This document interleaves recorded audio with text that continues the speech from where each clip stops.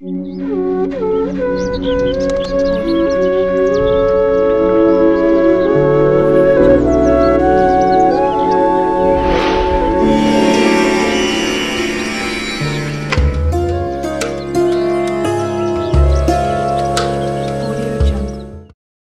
మతంలో శివుణ్ణి భోలాశంకరుడు అంటారు.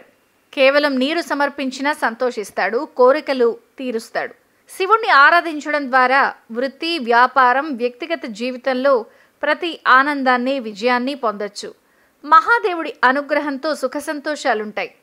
శివ పురాణం ప్రకారం ఎవరైనా శివలింగానికి బిల్వపత్రం లేదా జమ్మి ఆకులను సమర్పిస్తే, శ్రావణ మాసంలో లింగాష్టకం మంత్రాన్ని పఠిస్తే శివయ్య అనుగ్రహం పొందొచ్చు. లింగాష్టకం స్తోత్రాన్ని పఠించడం ద్వారా జీవితంలో అద్భుతమైన మార్పులు వస్తాయి. ఈ మంత్రంతో దోషాలు తొలగిపోతాయి. శివుణ్ణి పూజించేటప్పుడు అనుగ్రహించే లింగాష్టకం మంత్రం గురించి శ్రావణ మాసంలో ప్రతిరోజు పూర్తి భక్తి విశ్వాసంతో జపమాలతో జపిస్తే 8 రకాల దోషాలు పోతాయి.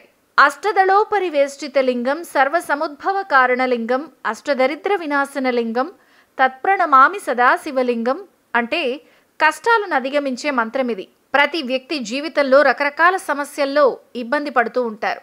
ఎన్ని ప్రయత్నాలు చేసినా వాటి నుంచి బయటపడలేరు. మీరు కూడా ఏదో పెద్ద సమస్యలో కూరుకుపోయి మీ సమస్యలు తగ్గుముఖం పట్టాలి అంటే, కష్టాల సుడిగుండం నుంచి బయటపడాలి అంటే శ్రావణ మాసంలో లింగాష్టకం పారాయణం చేసి శివయ్యను ధ్యానించండి. ఇలా శివారాధన చేయడం వల్ల శివభక్తుడికి అన్ని కష్టాలు తొలగిపోయి కోరిన కోరికలు నెరవేరుతాయి. లింగాష్టకం పఠించడం జీవితంలోని ప్రతి రంగంలో శుభాన్ని, విజయాన్ని తెస్తుంది. లింగాష్టకం పఠించడం ద్వారా అతని జీవితంలో అన్ని శుభాలు జరుగుతాయి. మహాదేవుడి ఈ మంత్రం జీవితానికి సంబంధించిన 8 రకాల దుఃఖాలను, పేదరికాన్ని తొలగిస్తుంది.